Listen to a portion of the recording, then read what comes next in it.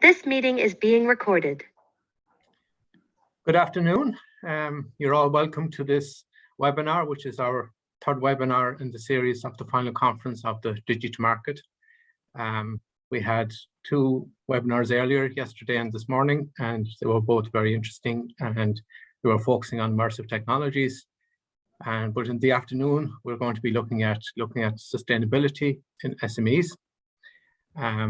The session is being recorded as it's a European funded project under the NPA program, Northern Periphery and Arctic, and it'll be available for public knowledge.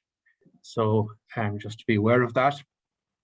We've an exciting number of people this afternoon that will be discussing sustainability in SMEs. If you have a question, we will have a question and answer session at the end, and you can post a question in the Q&A button at the bottom of your screen, the bottom left of your screen, and we will pick it up with the panelists at the end. So I'd like to thank all the panelists for contributing to us today and sharing their knowledge. So we will start on how to build a sustainable ecosystem for startups, which is from Inge Sigurdsson, I think. So thank you, Inge. Hi. So thanks for having me. I'm having a little bit trouble with the slides, so yeah. Can you? Yeah. So it's coming along. So give me So if I start to introduce myself, I've been working in the Icelandic ecosystem, startup ecosystem, since 2017. So it makes it like my 15th year. So I'm like one of the oldest guys in the startup ecosystem, and I have seen like how it has evolved over the times. So I have been working as a founder. I've been funded like tens of companies. I have helping tens of companies to raise money, and I'm currently working on that matter. And I have also kind of been like involved in the ecosystem like very actively. I've been mentor for quite many companies, and because in Iceland we don't have that many, the population is so small, so I've met almost all the entrepreneurs in Iceland.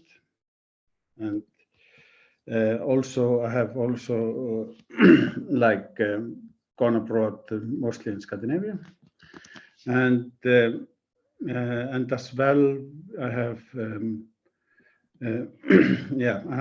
I was working as an investor, like also, and with like national-owned investment company, and so yeah, I have been involved, and I'm going to share like how we here in Iceland effectively and systematically built a startup ecosystem. And I'm about to share the slides. Sorry.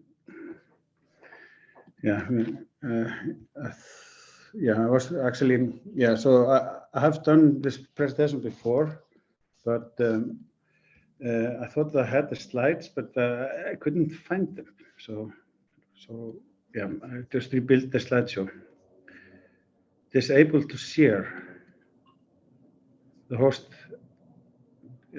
this is, I get the notion that I cannot share the screen.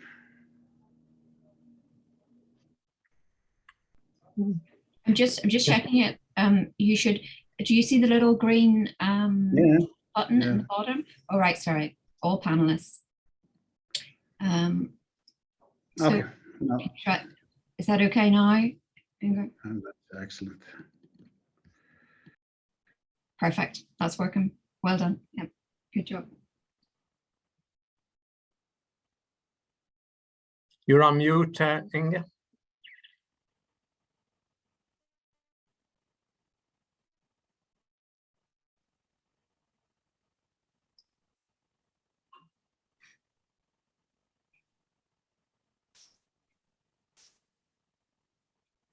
Okay.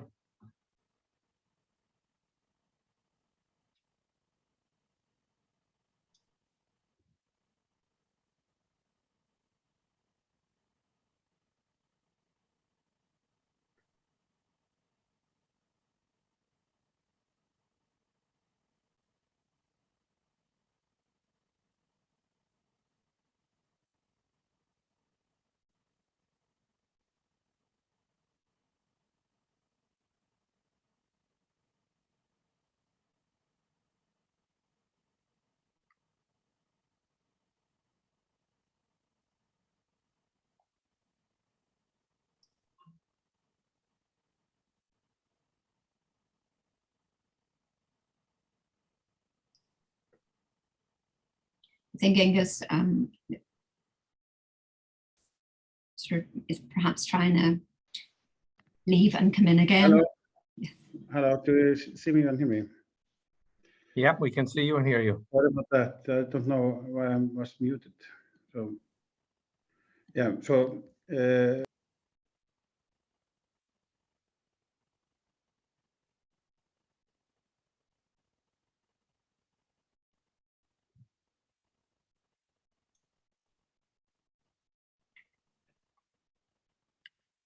You're muted, Inga.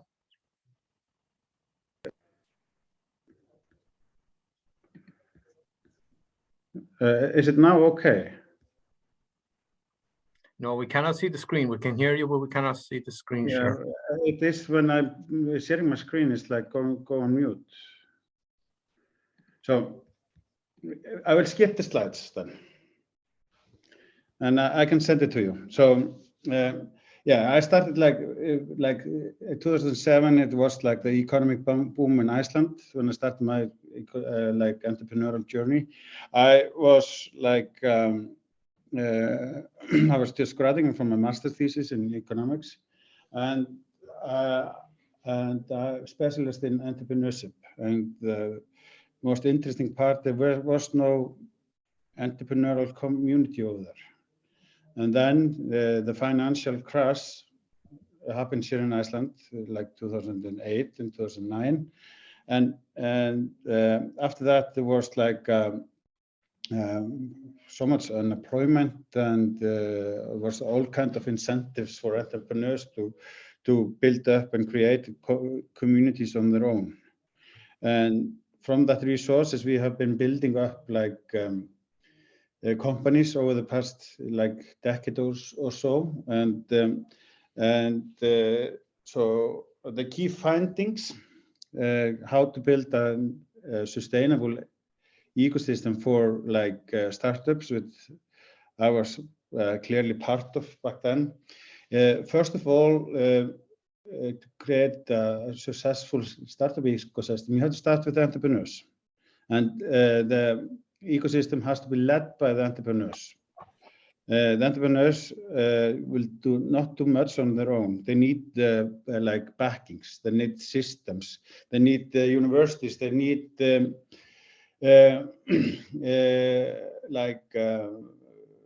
they need all kinds of helps. They need to have like to have them blossom. They need to have like innovation centers and stuff like that. But those who are in the backbone, they cannot lead like lead the creation of building up startup ecosystem. It has to be led by the entrepreneurs. I think most of the mistakes that people can do is to centralize the innovation and creating a startup ecosystem, because it has to be led by the entrepreneur. Secondly, you need to have long-term vision. So first, it has to be led by the entrepreneurs. Secondly, nothing happens overnight. Overnight success takes like 15 years. So yeah, but you have to have the continuity, like and going like have to have all these programs and have them continue to create the ecosystem. And the best part is when entrepreneurs has blossomed in the ecosystem, and he or she will almost every time come back and pay back. So you have to have like long-term vision if you are going to if you go into that route. Thirdly, you have to have like inclusivity. Everyone in the ecosystem, everyone in the communities, they need to have opportunity to take part in the ecosystem. They need to like and they have been need to be treated like equally. And so many like yeah, so it has to like, and it has to also be like diversion, and you have to like open your mind for different needs, for different people, for different, like both sexes, for the different race, for different ethicals. And so, and thirdly, you have to create it like events like this one, for like to promote what people are doing. You have to set up like events and like almost like a celebrities, for events that to celebrate like victories and such. And so, and I think these 4 pillars led by entrepreneurs have a long-term vision, inclusivity, and have like continuity of events of showing for people to show up. I think that can like is the 4 pillar to create sustainable startup ecosystem. I have seen and witnessed how it was done here in Iceland, and partially it was designed, and partially it came together. It was designed it was designed, and we used like a playbook how to build like sustainable ecosystem. And I was going to show you that playbook, and I will send you the slides afterwards. Somehow I will always get mute. And the playbook was written by Brad Feld. It was in a book called Startup Communities. And Brad Feld came here 2011, I think. And since then, we have been like the ecosystem has been using that book and the playbook. And he took it from the town he lived in, Boulder, Colorado. And we have been implying that here in Iceland.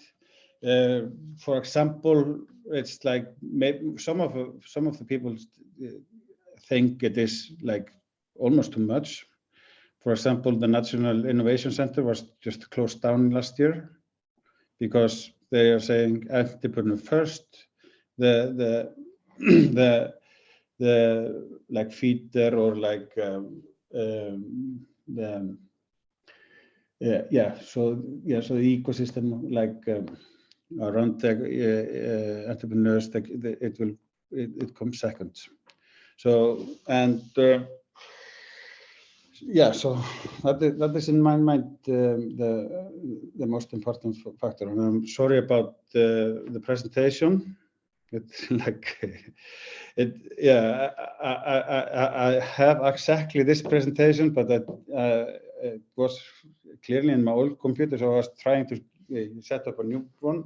So but then and when I finished, it was like the system set me down. So if you have any questions regarding that, are you taking questions now or like afterwards? Okay, there's no questions at the moment in the Q&A, but if you want to post one there, we will take them at the end if you can hang on with us. Okay, I can, yeah, definitely.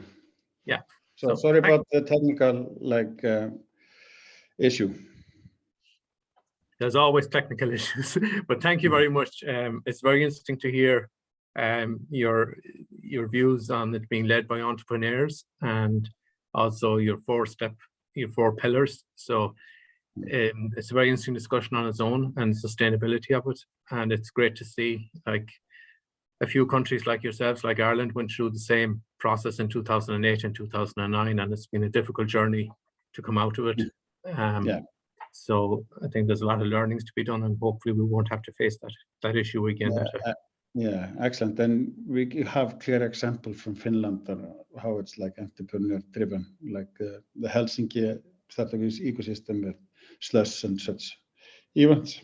So we have learned a lot from how things are done in Helsinki, for example. And then when Lasse asked me to have this like a meeting, I immediately thought about Gunnar. It is an entrepreneur and is leading the communities in the west of Iceland. Well, that's a lovely lead in to the beautiful part of the west of Ireland. Inge, thank you very much. And if you have any questions for Inge, please put them in the Q&A and we'll pick them up at the end. And from the west of Iceland. We have Gunnar Olfason, I hope, and I'll hand over to you, Gunnar. Thank you so much. Wonderful to see you all, and thank you, Ingi, for the warm introduction and the nice slideshow. I hope that I will not run into the same technical difficulties. I have quite a few photos and quite a few things to show you guys, but I want to introduce myself first. I am Gunnar Ólafsson. I'm born and raised in the Westfjords. I am an 11th generation fisherman. I come from the coves and cliffs around here.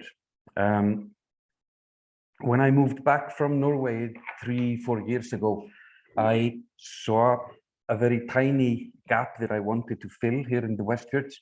The gap was a lesser access to facilities and support than in many other places. There have been initiatives to actually build up ecosystems in the Westfjords, and we have had governmental support on that matter for the last 10 to 15 years, but it had not been exactly successful. There was, well, a connectivity issue. The broadband of internet had not reached the communities in such a way that they were willing to share their ideas and efforts. So we decided to do something about that. And Ingi has been like helping me with most of the steps. Oh yeah, there it is. Please put questions. So I'm going to share my slideshow and see if I get muted as well.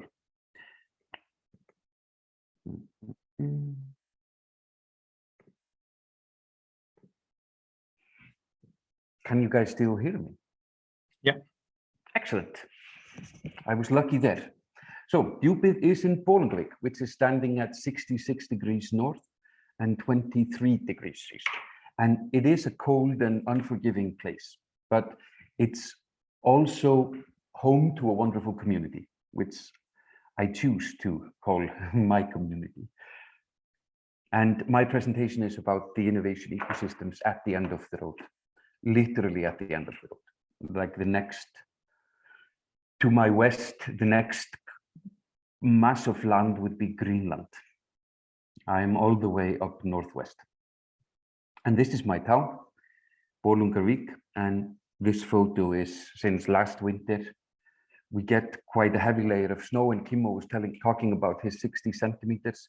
I would love if we had only 60 centimeters. It would be nice, but it also provides light. Times are lighter when we have snow, and it provides great joy as well. I play with my kids every day out in the snow. I often take the snow scooter to work instead of walking or driving a big car, which is also fun. I am young at heart, although my beard might suggest otherwise, and playing on the snowmobiles is always an added bonus. I come from this town. This is Patreksfjörður. Patreksfjörður is another town in the Westfjords, and it's home to 400 people. And throughout the years, it's been, well, stagnant. It's been stagnant because of many different factors. The people living there choose to often dwell on what was hindering them in progress. And that's something that mindset is something that's been a challenge and is a challenge in the rural communities in Iceland, as it is in most countries. We have been exporting fish heads from the Westfjords. That's been our mainstay. On the other hand, we have not chosen to eat it ourselves, but we have been selling this primarily to Nigeria, where it is considered a delicacy. And I eat it, the dried fish heads myself, and the kids love it, but it's not what you would give all the guests. We are Vikings and fishermen, and we compete in rowing our small boats. Every Fisherman's Day, which is the first Sunday of June, we would compete in this, and we take great pride in actually being a good oarsman. And I'm going to shoot this down so I see my text. And one thing I mentioned was the mindset in the Westfjords and in the rural communities in Iceland, and how we can change our perspective on what is possible in our local surroundings. And we tried to focus on and addressing what the biggest limiting factors in our communities are. And often it is just the mindset. Often case, like here in the Westfjords, we actually do have more opportunities than people. And for the curious, we have around 7,000 people. But one of the biggest limiting factors was the disconnected ecosystems in all the towns. I marked in, like with hexagons there, some of the towns. People were often creating similar value from similar raw materials or products without necessarily knowing that the people at the other side of the mountain were going through the same development and same process. So that was actually something that was direly needed to connect them. And what could we do? We decided to address all steps of industry and all steps of education. We went into the grade schools. We went to the fishermen, we talked to all of them, and we tried to address their challenges, and we tried to see if, like the fishermen here in Bolungarvík, were dealing with the same problems as the ones in my hometown of Patreksfjörður. We connected those communities and those small ecosystems of entrepreneurs, creators, well, problem owners, and we created an ecosystem of creative hubs. We have a hub in every town. And that is something we are extremely proud of, and it is effective. We endorse skill sharing. We're trying to promote to our children and the next generation of creators and innovators that they should absolutely not mind their own business. They should butt into everybody else's business and figure out how they can support it, create value together. Because fighting on the start line of a race is a terrible, terrible plan. Nobody wins that way. We map out the resources, focusing on dormant resources. We have like exceptional access to machinery and food grade housing here in the Westfjords. So we try to focus on what we can create out of that. And we highlight success. We try to be extremely vocal about what is being done well. And some of the photos I will show you highlight such success stories. This is what I grew up in. I used to own a boat exactly like this one. The best days of my life, I choose to call them. Going out every morning and returning in the evening with the sun, with the tides and with the ocean is something that is to be recommended. If you haven't already lived like that, I recommend that you do. Come to Bolungarvík and I will help you to adapt to it. We figured out that we needed social innovation. We needed to try to force our society to be more creative, more inclusive. We have, for example, we have a 30% immigrants in 30% of immigrants in Bolungarvík, for example. Bolungarvík is a town of 1,000 people, thereof 300 are immigrant workers, and thereof 250 or so are Polish. But there doesn't seem to be a great mixing of cultures. We don't have a specifically Polish version of our national dish, the fried fish head. But we're working on it. We start in the schools. And we want to do that because we want to create properly resilient communities. We want to be able to withstand. And there are many things to address there, everything from nutritional security over to how we tackle more societal, psychological problems. We have one of the highest depression rates in the country here in the Westfjords, and Iceland is already a pretty depressed nation. I think our only rivals in soul-loft eating are maybe our friends in Finland, our cousins in Finland, sorry. This is what we want to create, outdoor events where our children are happy. Not all the kids are blonde, that is a myth, but they are all, at least during the summertime, they are always happy. I'm sitting here somewhere. Here are the musicians singing our songs. We have a specific Bolungarvík song that we try to teach to the kids. It's like our national anthem. And we feel it is important for every community to have a common flag to stand behind. To be proud of at least one thing together. We teach them to be responsible consumers, to respect traditions, and to be local focused. We try to teach them to, well, try at least to spend most their hard-earned money in the local store or by the local businesses. And we encourage that by actively teaching them to barter and create value within the group here. And that seems to be, well, it seems to be working out. They are actively bartering, they are actively going to the stores and supporting their neighbors, which is the foundation for a resilient community. This might look like a piece of fabric, but it's actually fish skin.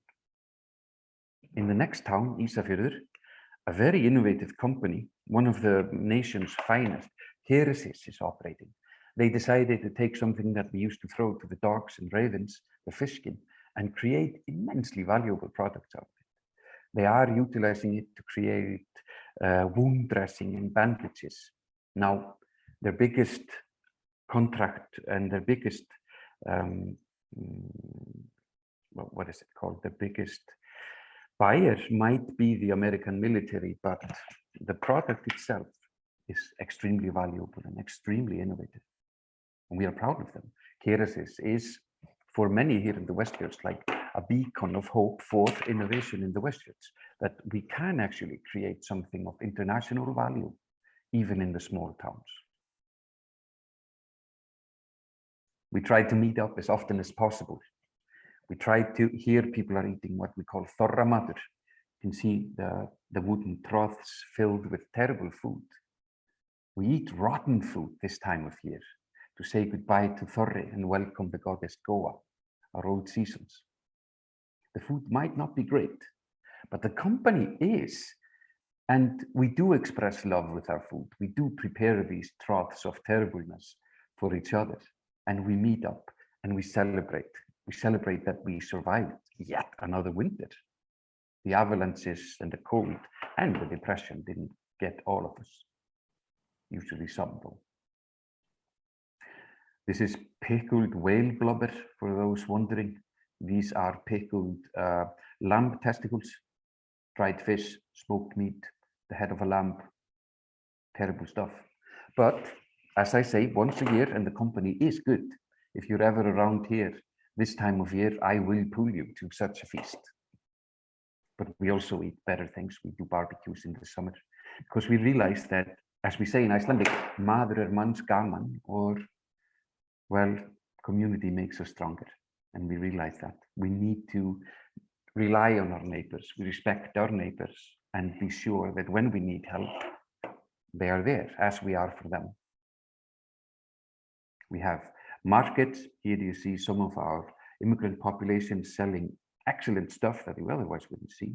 This is the mountain Ernir. We all respect the mountain because, well, it can easily take out our houses with the avalanches. We try to teach our kids to grow stuff.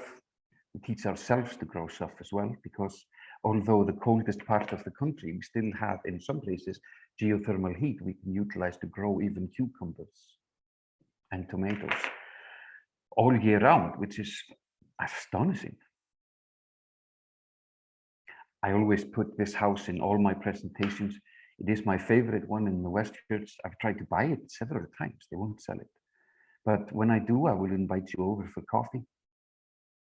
It is equally impressive during winter. This is Gunnar, my namesake. He opens up the winter oats every year. I know that he will, so that I do know that he will let me know when they're open. Usually the snow is taller than this. This was an unusually light winter where the biggest mountains were, or the biggest mountains of snow were, he had to cut through. They were reaching 18 meters. So he had to layer it. Quite an impressive man. Of course, he doesn't see the road he is clearing up, but he knows where it is. He's been doing this for 45 years, and nobody else should be trusted for it. Yeah, this is how it is. I've been fortunate enough to join him on his missions, like on more than one occasion. I am extremely blessed that I get to do almost whatever I choose because, well, we're a small community. And what stories do we want to tell to our children, to our visitors, to, well, the world? Are the right stories being told? And who's deciding what are the right stories? Is there a script writer, or should there be? The stories we are telling now are not necessarily the ones that our children want to tell. So being inclusive in decision making is something we're trying to get better at. Are the right people telling the stories in my community and in your community? Is there a possible disconnect from the person telling the story? Can he actually live it? Can the guest, the listener, actually live it from the way that person tells the story? And how could we layer the experiences? How can we add to it? Is it augmented reality, virtual reality, audio, a reward system? Do we want to add other sensory experiences to it? How are we doing it? And should we be doing it, or should it be just be left alone, telling the stories? Here we have actually several of good friends. We have the university students of the University of the Westfields. We have Dotti, who is leading the local Fab Lab, standing on the balcony in his brown smashing jacket. We have Matthias Kokors, who is one of the directors of the university. And we have here in the yellow jacket, telling his story, our great friend Sigurður Pétursson, who is a good friend and a collaborator in several projects. And he is going through the stories and telling the students how an idea that he had, a boy here from Söder area, a town of, well, 200 people, how his idea to create a leading brand of salmon farming, or a high quality brand, how it came to fruition, how many times he, well, gave up, and how he kept on. His company's name is Arctic Fish. It's one of the leading companies. It ended up with, after being inspired by Siggi's story and Dotti from Fab Lab's help, they created beautiful, beautiful products, these students. Tyler is now a proud Westfjordian. He lives here, he works here. He's organizing a bicycle event, like a bicycle race next summer. So if you are bicycle people, I do recommend that you find Cycle Westfjords and enroll. It's 600 kilometers of the Westfjords. What could go wrong? We try to honor local traditions in the plans for our mutual future. And by doing so, we create prosperity. Now, the traditions that we're basing this on are the pieces of local specific functional solutions. The things we teach our kids need to be functional here. We need to be proud of them. And for Djúpið in 2018, when I moved back, we decided to utilize pillars. So Ingibjörn mentioned that for an ecosystem to thrive, it needs pillars of support, and I absolutely agree. And the pillars we decided to implement here in the Westfields were first and foremost the network, because there is usually another one like you, and usually you should talk to him. Most likely it's beneficial to both. Support. The others are usually willing. Creators want to create. And if you approach someone with your excellent idea, your stroke of genius, most likely the creator wants to help you.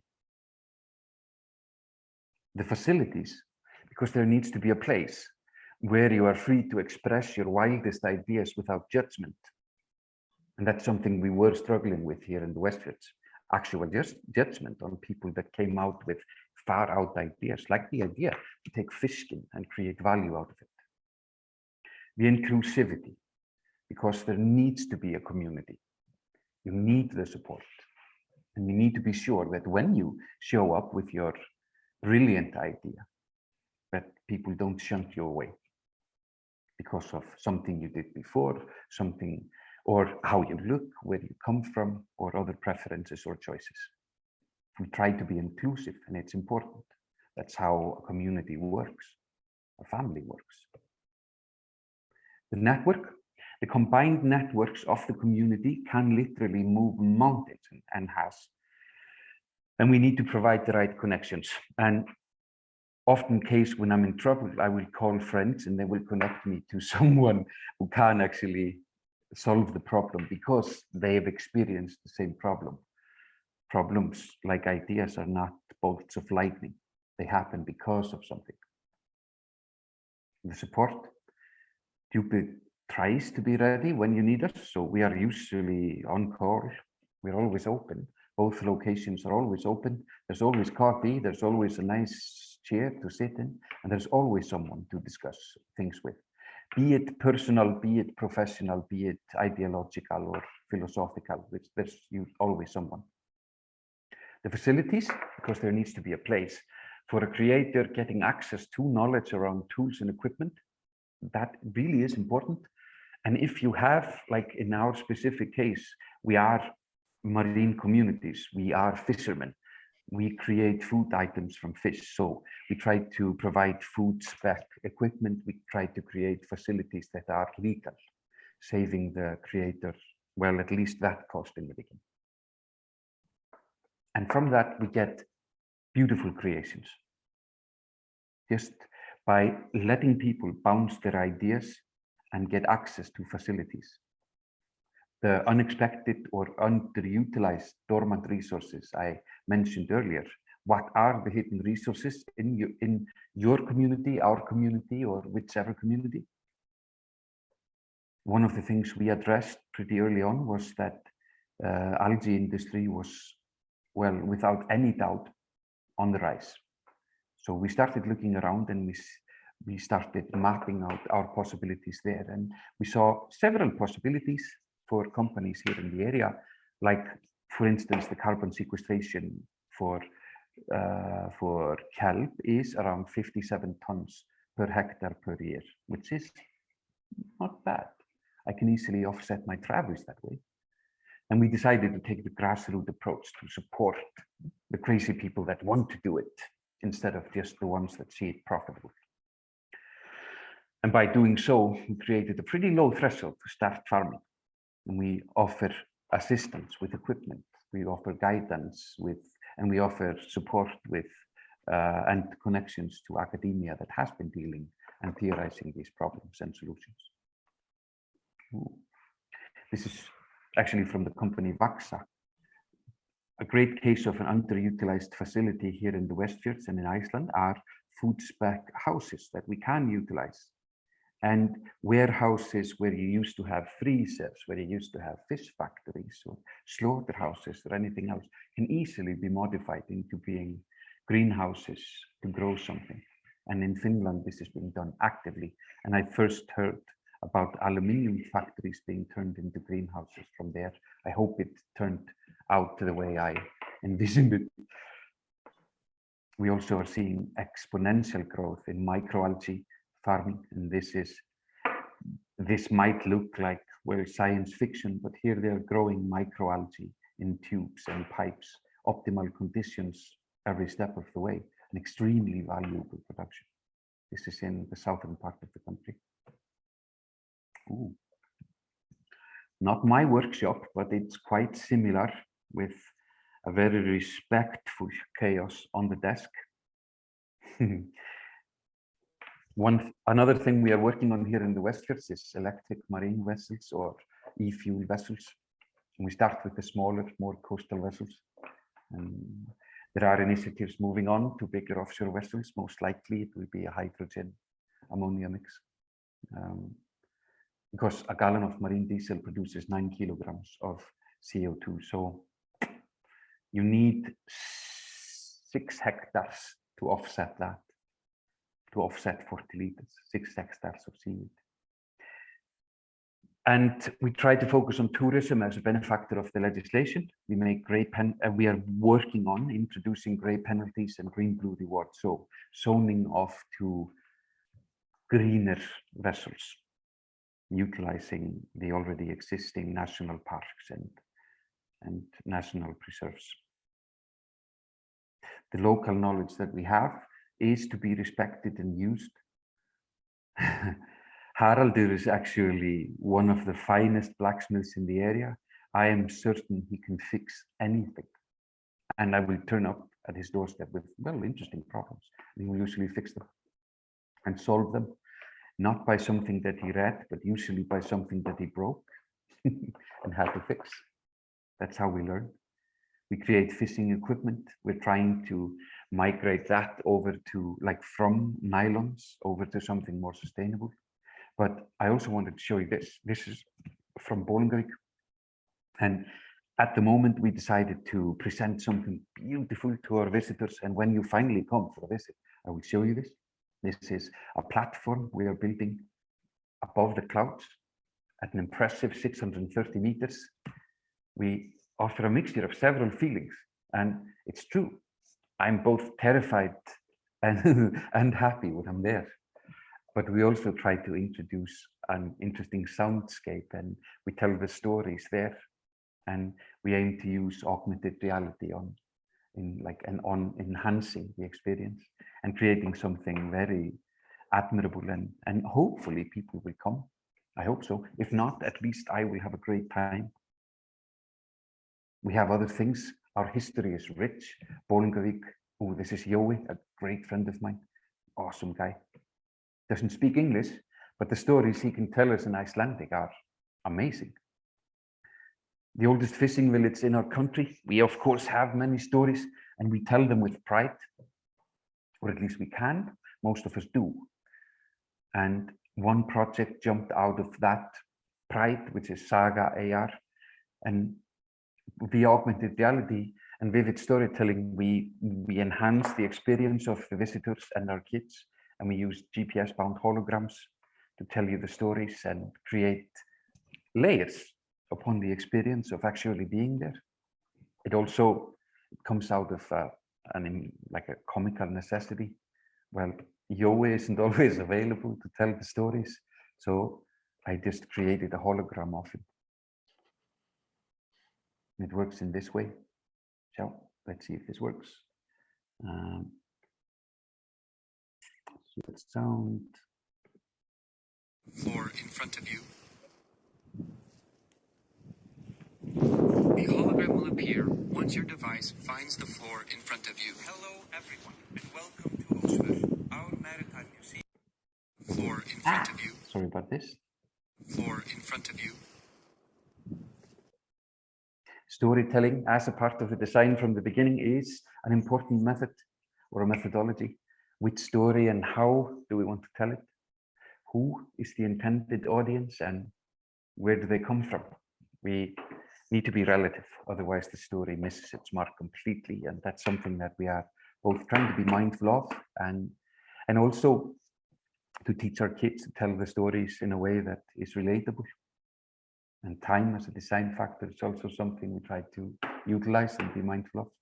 Who is the solution for, again, and more importantly, when and for how long? So long-term plans. We're not planning on 4-year terms, voting terms, but planning on generations. And that is something that we have to do here, because things don't happen like this, although most of the time I think they will, but I'm always disappointed by it. So this was my presentation. It was fortunate that I got to speak over it or show it to you, because otherwise this would have taken 30 seconds. I rely heavily on graphics. I encourage you to screenshot this and take contact. I should have put my phone number as well, but it's easy to find. I'm one of 3 Gunnars in Bolungarvík, so yeah. Or to send me a postcard, the same, Gunnar, Bolungarvík, Iceland. I look forward to hearing from you, and I'm again proud to be here with you. Gunnar, thank you very much. I don't know where to start or where to finish. That is such a broad spectrum of activities, and it's brilliant to see. And in a remote community, which I live in as well, and very close to your population of about 7,000, what you're doing is exceptional. And I wish you luck. And I think maybe we will go offline later on and have a chat. Absolutely. Because a lot of what you're talking about is very important. The creative hubs, digital hubs. The Digi2market project was about that, was creating these linkages across our regions. So I would encourage your companies to look onto that and register up. We're both in salmon farming. We're both seamen, fishermen, even though I'm not a fisherman, but my brother-in-law is. So the sea is different. So thank you very much. I'm sure there'll be loads of questions coming for you, and we'll take it at the end. And I wish you the best of luck, and I look forward to getting back there. We're trying to make plans to get to Iceland when this COVID hopefully is over. Wonderful. Again. So thank you very much, Gunn. Thank you. So we will move on to Finland with Kimmo and the work he's doing on sustainability practices in international outdoor event management. So Kimmo, I will hand over to you. Thank you. Thank you. Nice to be here. Greetings from Finland. And so my name is Kimmo Turunen, and I'm president of Biathlon Kontiolahti, and I'm going through a bit outdoor event management and sustainability in there. Let's see how my presentation will go. What will happen? Then I will just put it presentation mode maybe. Are we still online? Yeah. Good to go. All right. So, and then, yeah. So if I start from the Kontiolahti Biathlon brand, what we are having here. So we are basically having three players in the area. So we are having this Kontiolahti Biathlon, which basically the brand name main for the whole area, and basically well known from the Biathlon World Cups. Then we are having a sport club Kontiolahti, who is sport, as it said, as a name, it's a sport club, and we are having our own athletes there, juniors, and of course full-time athletes which are competing in the mainly in biathlon in World Cup level, doing of course coaching for the juniors and this full-time athletes, and basically the sport club is the organization which is arranging all the competitions, local ones and also these international ones. Then we are having as a third is Kontiolahti Outdoor as a company. So basically what we are doing in Kontiolahti Outdoor, we are having the conditions and possibilities to have the races. So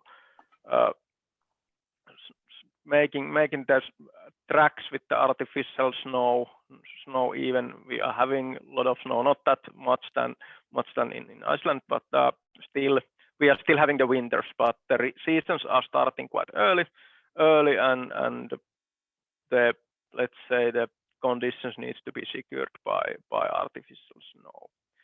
And at the same companies, then we are having outdoor activities, and especially for the companies doing some mountain biking activities, different kind of shooting activities for the biathlon rifles and different kind of and then some rental of the outdoor equipment basically. This is what is in this area. If we then look a bit the history for biathlon competitions, so what we have had in this small Kontiolahti village. So we are having something nowadays like a 15,000 inhabitants in Kontiolahti, and the sport club is having 200 members, so quite small sport club. But still, we have arranged 2 world championships in biathlon. Biathlon World Cups, which is then the 2 happening every year. So there is a 14 races in every year going around basically in the Europe. So we have had those in 14 pieces in different years, and now latest in the next one will be after 5 weeks starting here. Some other cups, biathlon junior world championships, European championships, different kind of competitions. And on top of that, basically, if we calculate, for example, from 2007, we have had more than 300 competition days in this area. So doing quite a lot of the competitions. And now, if we think, okay, if we look the future also, so like mentioned, after 5 weeks, the World Cup for the biathlon will be here again, and then having a season openings the different level in upcoming years. So nice competitions coming. But if we go then to the sustainability, nowadays the International Biathlon Federation or Union is of course really keen on the sustainability and having a quite strategic role around it. So we as a organization committee or we have also make some commitments for the sustainability and being eco-friendly and taking care of the environment in our events. So we started basically the process 2018, and then we got a certificate in last autumn time for Eco Compass environmental management certificate. I will go through a bit then the things what we have done in our area, but basically how and what we are doing. Our vision is that we really want to aim that the environmental impact is as low as possible for the competitions. Of course, you can imagine how much the athletes are traveling around the world. That gives something. We need to use artificial snow and things like that. So it's in some level having quite high CO2s and things like that. But then making then anyway actions which can reduce things.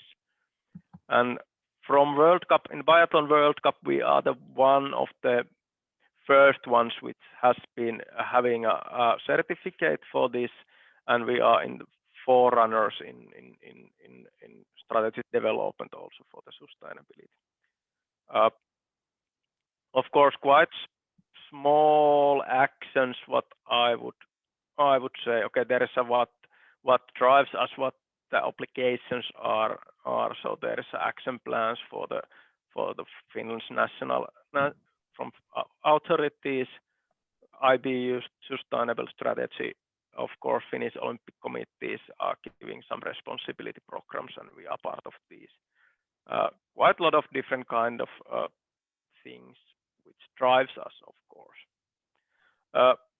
What we have done, we have divided the things in different focus areas in our events, and then trying to get there really the actions which are affecting in sustainability or how we are saying that there is a high level nice clouds, and then there's a really tiny actions, really on-site actions. And one thing from transportation point of view, of course, we are not in the town. So normally when having a biathlon competitions in Finnish law and also in the Europe, the centers are a bit away from the city because of the shooting and because of the noise and things like that. So when there will be a spectators, hopefully this year we are able to get it. Let's see how the COVID situation is going. We are arranging the public transportation, so people don't need to come with their own car. So of course, then we are getting the bigger amount of the people with the one car in.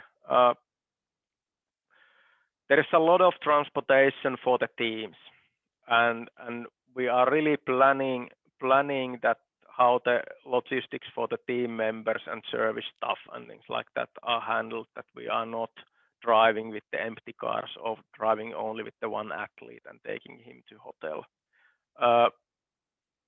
And of course, using renewable fuel, electricity when it's possible. So that's also for the transport. Then from the facility, ski arena or the biathlon stadium point of view, all the electricity what we are using is coming from the renewable sources. And 1 week of event is unfortunately consuming a lot electricity. So there is a TV, there is a lighting, there is a steams and wax cabins and all things like that. So it's huge amount of the power what is unfortunately coming, and that is our commitment that we will purchase those from the renewable sources. Ski track grooming, of course, our ski tracks needs to have on. They need to be in top level, and there is a lot of grooming needed. So we are running our grooming machines with the renewable fuel.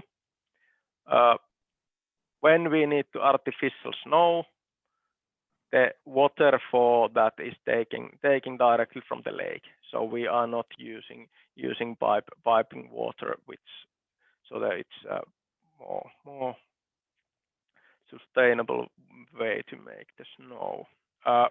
And of course, all the decorations and things like that. We try to reuse the material as much as possible, and having a printings that we are not printing the dates or the competition days in the materials, that we are able to reuse it year and year and year.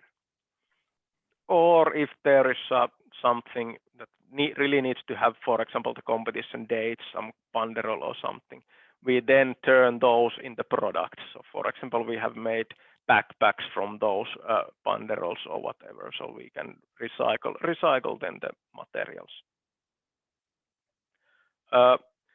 The competition point of view, or for the athletes, of course, there is a flower ceremonies, prize giving ceremonies.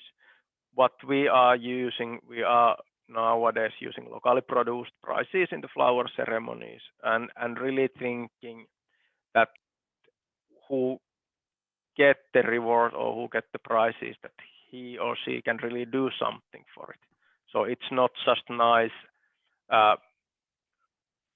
stone or something which says that you won in Kontiolahti and you put it in trash can or something, but really this kind of products that people can use. Food is one big area.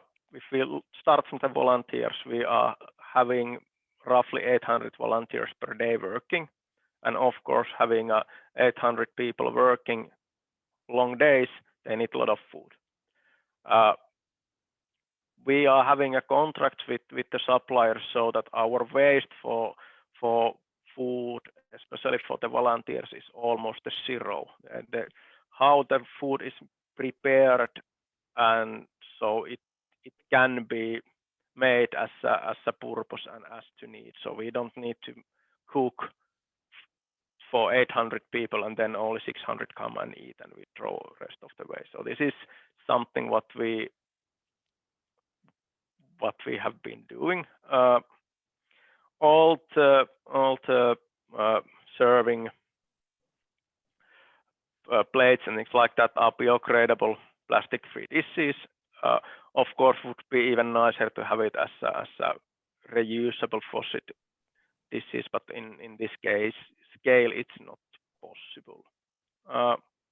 Waste and chemicals, all the waste is sorted and recycled in areas we are collecting and monitoring that.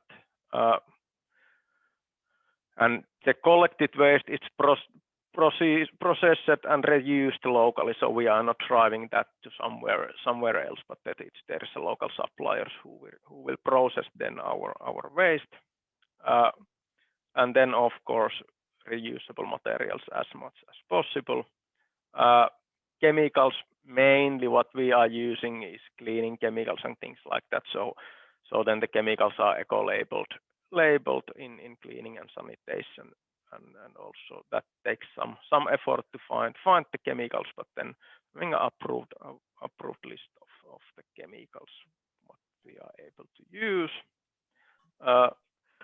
Media communication, of course, digital materials, team guides, customer service materials, things like that are normally in digital world and not printed out. If needed, then to print something out, make some kind of then using that kind of paper which is already recycled. And of course, we communicate our responsibility facts, and the people know that we are doing this kind of things. Then, of course, awareness and compensation point of view, for our volunteers, we will educate our volunteers that they having a responsibility goals. Our local partners are engaged to this, so they also, we include also that their what they are providing us, they are having a responsibility, they are having a sustainable products. One thing what we did also, we invest also in one conservation forest here in close area. There was a rumor or a possibility that people will cut down that forest because of the economic things. Then we made some donations, and the forest is there as natural diversity is better in that area. Just few photos for the recycling. That is the, I would say, the biggest thing what we really need to do, which having a most biggest effect, but also needs a lot of. We need to take care that the people are really recycling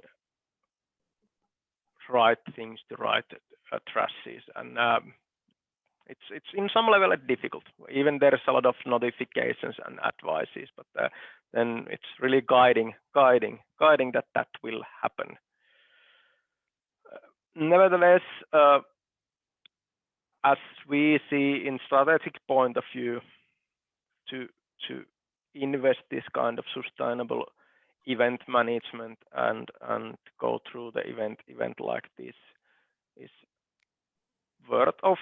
So we see that in the future we are in the better place to get the new competitions, but at the same time our footprint and carbon footprint is not that high, and we try to bring the biathlon family and the athletes and the biathlon itself in the next level, that it's not consuming as much energy and things like that what it's currently doing. And of course, a lot of actions, a lot of monitoring. So then during, of course, we're having this certificate, then we need to measure things and monitor things, that how we are really, is the actions what we are taking, do they affect, and we are following up the electricity consumption in each areas. We know exactly, for example, how much electricity TV broadcasters are needing in our area, how much the lighting is taking electricity, how much our cars will travel, how many kilometers they will run during the event, how much food we are consuming, how much there will be a waste coming in the kilograms. This kind of normal stuff. It has been an interesting journey to do this and be in front runner in that way in the events like this. That was shortly. Okay, Kimmo, thank you very much. We had the pleasure of visiting you earlier, and it is a brilliant facility, and we were really struck with the sustainability actions.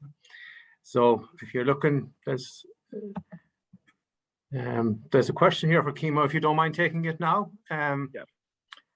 How have people like competition visitors, competitors, and other team members reacted to your actions? It's let's say if we look at visitors, so definitely there has been a lot of positive feedback coming from the visitors. People are really keen nowadays what will happen and how they see things, and there has been really positive feedback from it. From competitor athlete point of view, is that they start to get used to it, that every venue where they are traveling, the environmental things will be taken into consideration, and they will come more and more familiar with these things, and they are enjoying the small things and small actions what we are doing. For example, prizes what the athletes are getting. We have got nice feedback from that they really are able to use it, and it's something that they can take home and use it and like that. So that's good. Then from IBU point of view, they of course they are liking things that are done like that, and it's nice to see that the management of the IBU, they are really driving this and they are learning and telling their own people also to how they should react things, and they are trying to reduce the travel and combining. As an example, earlier in every IBU high-level officer need to have own car, so they had a own car, own driver, and they're only one guy in the car. And nowadays they are collecting all as full car as possible, and even saying that maybe we can have a minivan that we are then able to get it more people we are living in the same hotel. Earlier there was 10 cars going one guy per car because they were so high level officers they want to do it. So that has changed a lot, and it's nice. Thank you, Kimmo. So we will move on to our last speaker on this session, which is Lasse from Karela University, and he's going to look at how universities and SMEs can collaborate successfully in environmental management. So Lasse, we will hand the floor to you. Thank you, Sean, and thank you already for these really fascinating presentations. Let's see what happens when I share my screen. So just a second, and let's see. And does it show you the presentation? Yes. Excellent. So the title already says that I'm having a kind of educational and university approach to this topic, and on the SME, and why not also startup collaboration in environmental management. And as Gunnar mentioned that there needs to be long-term processes, so this has been a topic for me about almost 20 years. So I'm trying to learn how to do that.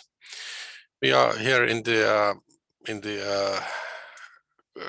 close to the Russian border in eastern Finland, and many of you might have visited Joensuu and North Karelia, but if not, you can locate us there in the map. Sorry for the Icelandic participant. I noticed that Iceland is missing from the map. It's just bad perspective, but it should be there. So we were founded in 1992, so we are turning 30 years. So it's big year for us, and we are middle or small to medium size University of Applied Sciences here in Finland, and we run mostly bachelor degrees, and then we have some master's degrees, master's programs that are for those who already have working life experience. The new strategy that was developed by the active involvement of the staff and of course our stakeholders, we have sustainability in quite big role. It's called sustainable vitality. And for instance, we are aiming to become carbon neutral by 2028. And one tool for that is the Sustainability and Responsibility Program of the Finnish Universities of Applied Sciences that we are developing together with the participants in thematic groups in different topics, in different themes from each University of Applied Sciences in Finland. So we are doing that in collaboration and together. One of the activities that we developed last year and are now implementing in the new curriculums is that we included sustainable development competence in all degree programs, in all curriculums. So it should be part of every student's studies of course in different type from different perspectives, but anyway, sustainable development belongs to everyone, to every staff member, to every student. So shortly, what is my background? I'm kind of generalist in a way from geography, but then I have this environmental management part and the energy part that I'm trying to balance in between. And I'm interested, of course, on the sustainable development education and environmental management, and especially life cycle analysis, how to analyze the impacts of the products and services in different contexts, and these rural SMEs and also micro clusters. They are really interesting ones for this kind of studies and education. And involved in some of the networks, maybe I could mention the biosphere reserve that we have here is basically the collaboration structure and collaboration platform for the sustainable development work. It provides quite a lot of opportunities for sustainable development education and also stakeholder collaboration and community sustainable development that was also presented there. So universities of applied sciences, they are working life oriented. We have a legislation based role in regional development. It is mandatory also for us to have active collaboration with the working life partners. And annually we have approximately, at least in the research development innovation actions, we have some 700 working life partners, mostly SMEs, micro enterprises, associations, also some larger scale enterprises that we are working with. And the partners, they are involved in development of the curriculums and implementation of the curriculums. Of course, it varies how much, and their role is based on the voluntary agreements. So we have structure for that. We have partnership agreements with the companies, and at best it can reach already all the way to the course levels and collaboration of students and enterprises together. We also have noticed that the research development innovation projects and the educational programs they have, and education courses, they have synergies. Of course, many students that we have, they are already involved in working life during their studies, and especially in the masters, they are coming from the working life. And there are often opportunities to develop processes, products, services, do testing or piloting, go create something, organize things, and they might align with the project objectives. Like in Digi2market, we have had opportunity to work with media companies, by media students, with of course the customer companies, and also in the environmental management with some case studies. So I'm focusing on the collaboration that we have in environmental management. It is a broad topic, and as Kimmo described there, the streamlined environmental management system of the Kontiolahti Biathlon, that kind of cases are quite optimal level cases for students to be involved. And we are basically developing environmental management systems and doing the basic ground level work by applying the ISO, this International Organization for Standardization, their standards and methods. And we apply them in quite a practical manner at the ground-root level. There are environmental management, environmental reviews where we analyze the operational environment, and also SWOT analysis, strengths and constraints and opportunities and threats that are related to the activities. We do some stakeholder analysis, and then we analyze the environmental impacts, develop together environmental policies for the SMEs, and also environmental programs. And when they are more in-depth studies, then they become typically thesis works. So this work can create base for a streamlined environmental management system like the eco-compass that Kimmo mentioned, or even up to a ISO 14001 certificate. But it depends, of course, on the target enterprise and how much they can be involved and what are the student backgrounds. One topic that is often asked is the organizational carbon footprint that is now requested by many enterprises, and I would say that there's a quite major change happening at the moment. So especially utilizing the greenhouse gas protocol and standards and calculating the carbon footprint for enterprise, that seems to be kind of already, I would say, mandatory to have. And this spring we will calculate the carbon footprints for the partners of the Joensuu City climate work. There's partnership structure, and businesses can be part of the climate work and climate program as partners, and we will collaborate with them and calculate the carbon footprints. What is most inspiring for me and what I'm lecturing and what we are mostly involved is the life cycle analysis of products and services. And I'm giving some examples on that. So we are applying these ISO standards and then professional software, and then we are listening to those enterprises what they need and what they would like to have. And at the moment they are interested about the carbon footprint and also environmental product declarations. So those are needed by the businesses, and there's also development of the regulations to really that requires in some sectors to have environmental product declaration for your product. So that is something that we might be able to help.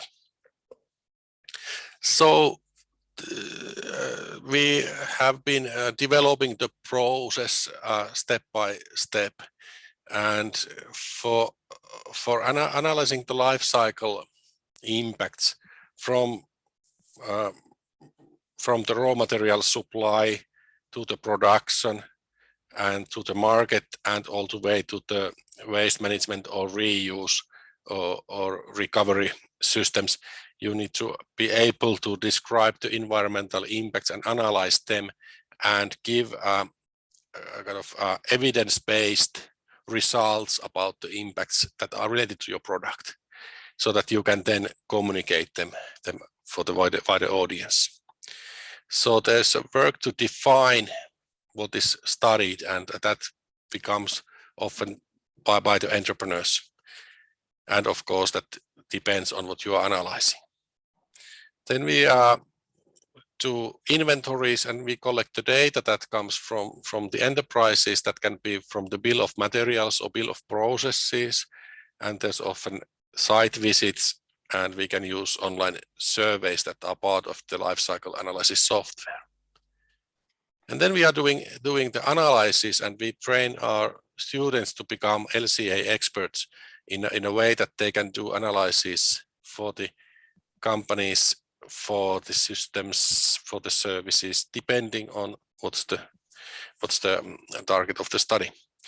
And there can be, with a lifecycle model of the product or service, you can then calculate different kind of indicators and metrics, like the carbon footprint or handprint or environmental footprint or water footprints. It's important to notice that there are many metrics that are just for some aspect of environmental sustainability, and then there are more comprehensive methods that you can use understand the overall impacts related to your product or process. And now we want to involve these entrepreneurs more, and there are tools for that, like in the lifecycle analysis software, we can use share options and involve business users to comment and also use by themselves and make their own scenarios how they can reduce their impacts. But this is as this is quite much work oriented, and you need to have plenty of work there. We try to also automate the calculations. But I would say that we still need to visit, we still need to meet, and we still need to understand what is happening there at site, so that we can capture the real processes and we can capture the real benefits, and in a way present the system in realistic manner. For the students, we shouldn't expect impossible talents, but we should of course do analysis that are in the level that meets their professional requirements and also their study level. So it can be about life cycle thinking, it can be about understanding of the methodology and applications and analysis, for instance, screening analysis of simple product systems or services. But there are, of course, levels that can go higher and higher at the research universities and research organizations. So this has multiple layers. But our student projects are typically there from remembering to the analyzing, but not really yet in method development or these highest levels of life cycle expertise. But these are, I would say that these have been quite applicable in SME projects, and good examples have been generated for a long time. In Digi2market, we had some case studies. One that is quite often interesting for students is beer manufacturing. So this was something that was just happening when the project started. So it is a basically classical example of life cycle studies to analyze beer manufacturing. It has tangible processes. It has, of course, energy and water and different material consumptions. And then it has associated products like packagings. It has processes like transportations.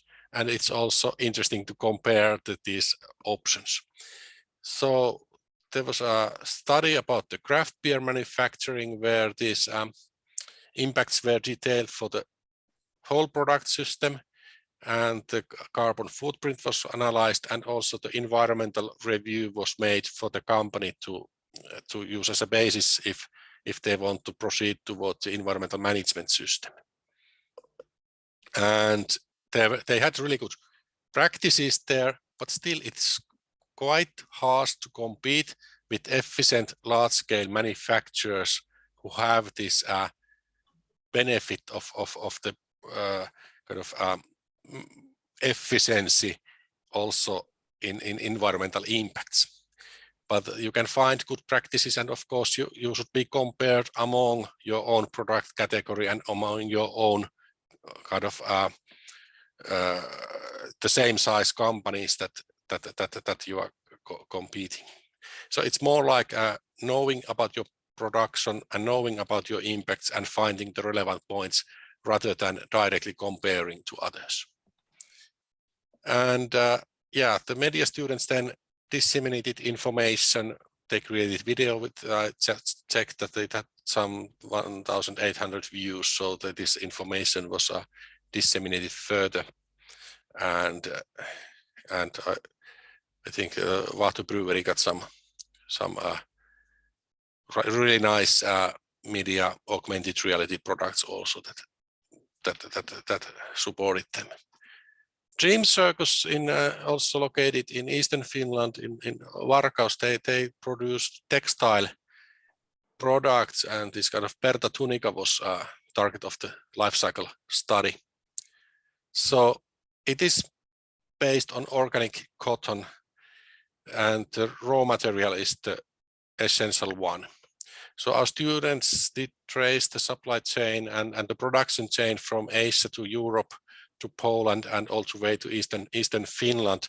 And they analyzed the environmental aspects of organic cotton, conventional cotton, and also the textile industry along the chain and local impacts there at the manufacturing SME.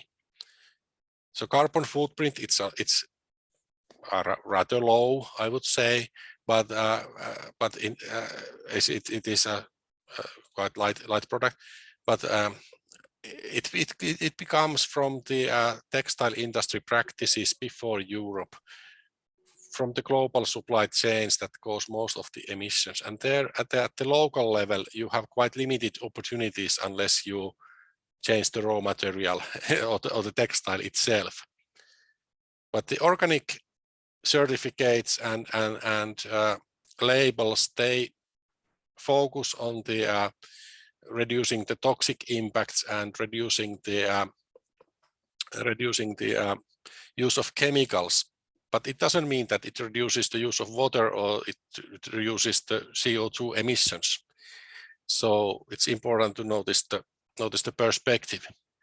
But then when they reuse the textile cuttings, when they use everything efficiently, they produce other products of the cuttings, and they utilize everything they have leftovers. They can reduce their impacts up to 30% already with that practice. So you can identify these opportunities locally, and then also, but you are dependent on the global supply chains. And then final short example is the environmental review and carbon footprint study of the natural fiber plastic composite products that there's a picture of a cup there. The company has really well developed environmental management, and they use eco energy, they use green postal services, and they know their product, they know their process really well. This company is also located in Kontiolahti, the town that I live in, and that Kimmo there presented. It is not far away from the Biathlon Stadium. So they know that the impacts are mostly related to their materials and the plastic materials, polypropylene and injection molding processes, and partly also packaging. And it is a typical product that can be analyzed with life cycle analysis, that you can identify that what are the life cycle environmental impacts and how you can reduce them.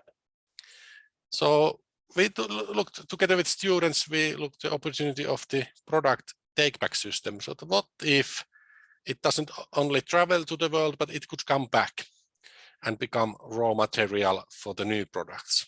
And with the screening analysis, with the life cycle analysis, we could see the logistic chains and impacts.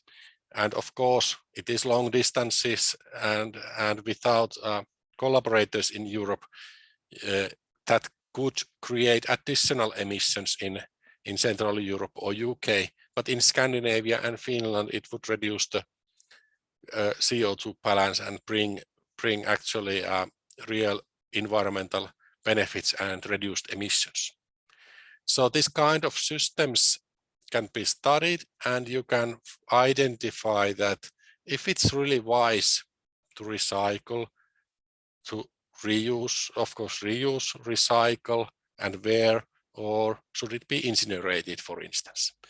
So you can compare options and find solutions by doing analysis, and then you can apply them in decisions. So this is one tool to find kind of business specific questions and design for the circular economy and improve the sustainability.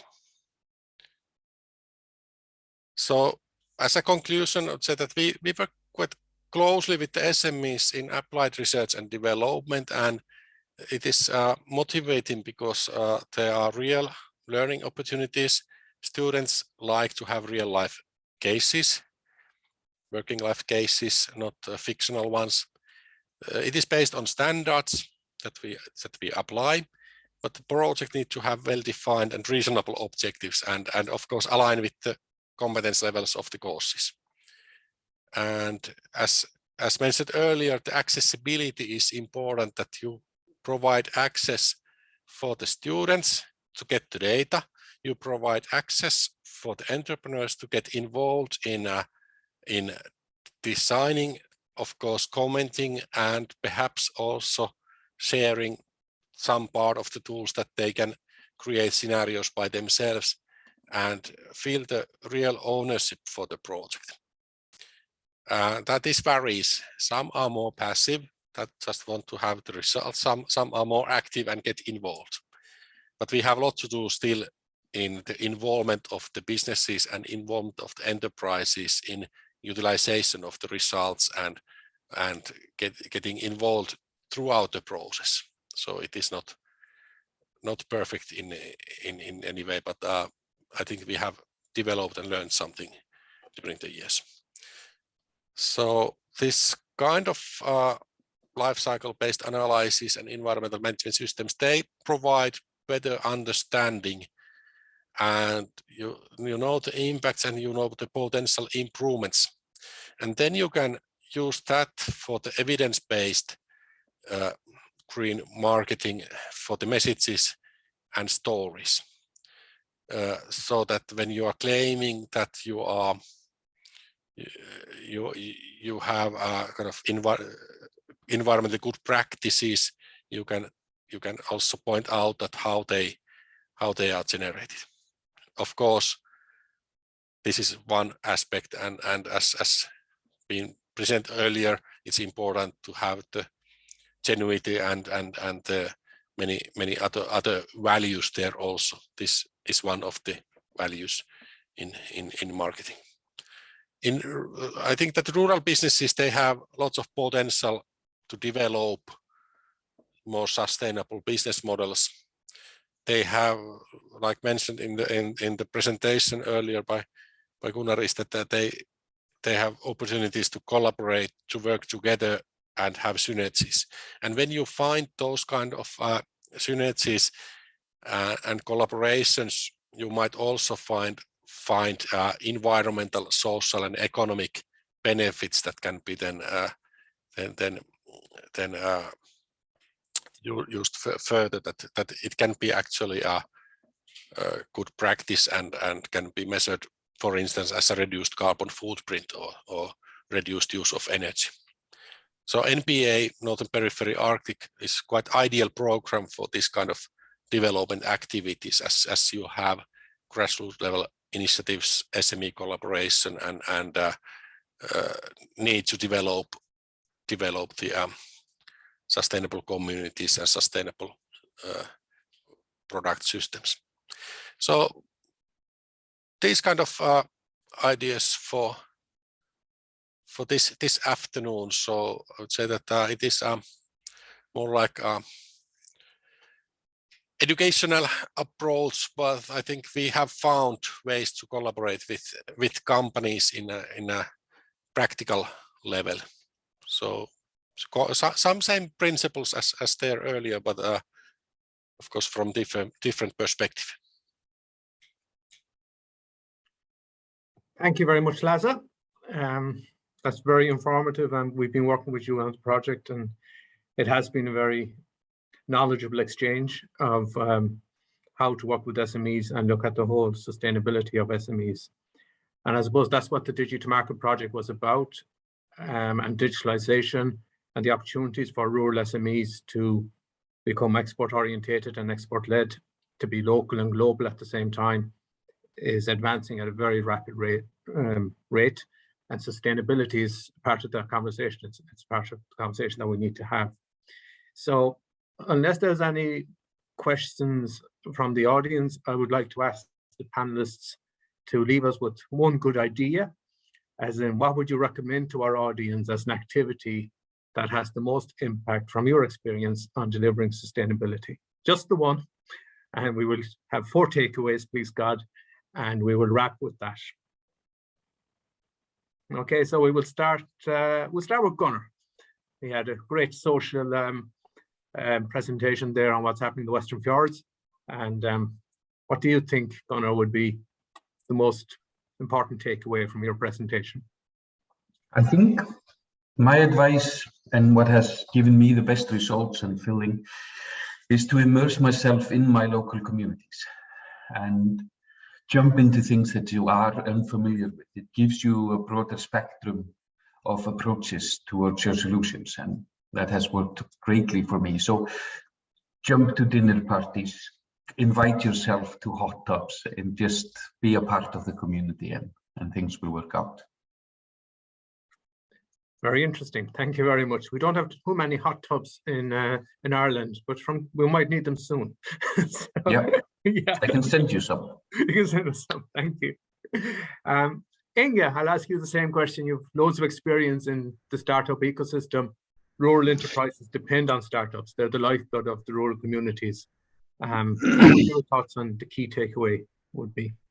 Yeah, so it's like so my key takeaways would be to be prepared with your presentation. It would be better, but no, I think it's put entrepreneurs first and create a community around them, not the other way around. And if you need entrepreneurs in your area, just set up hackathons or and create chances for them to show up and do something and look at them as a problem solvers more than innovators. So thank you.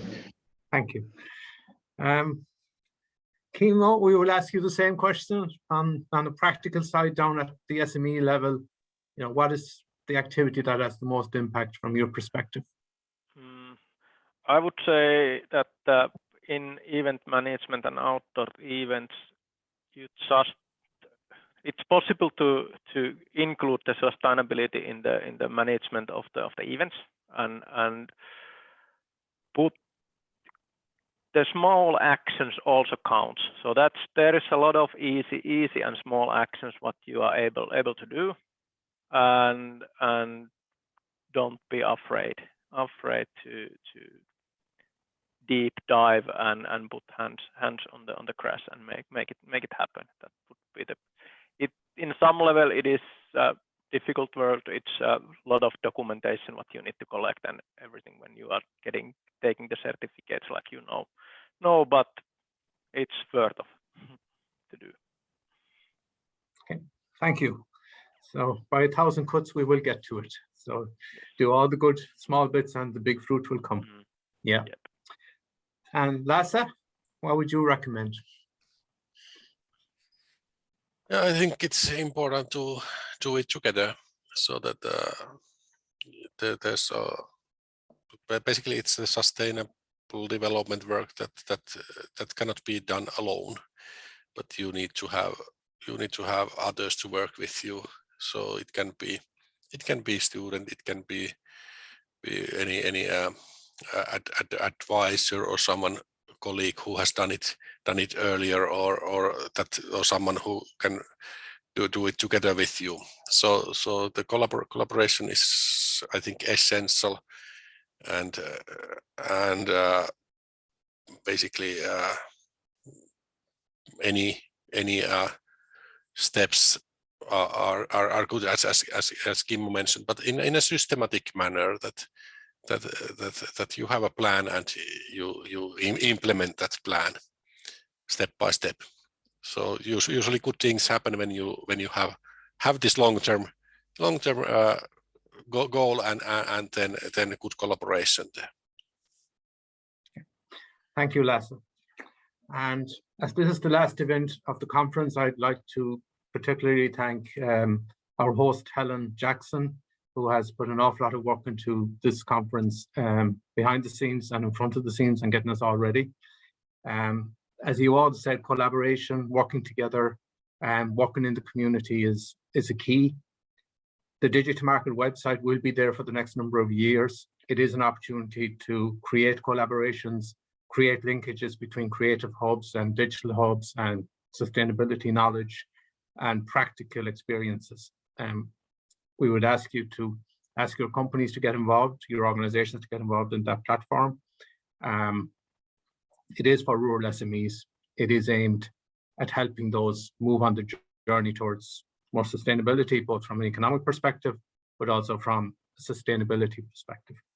So without further ado, nope, there's no questions up.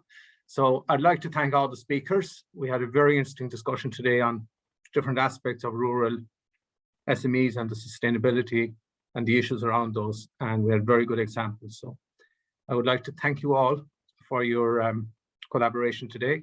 And to the people that were watching this webinar, I would like to thank you for tuning in, and I hope that you got some benefit from it. So Sinead from Ireland, Gurmila Mahagav, and thank you very much. Thank you.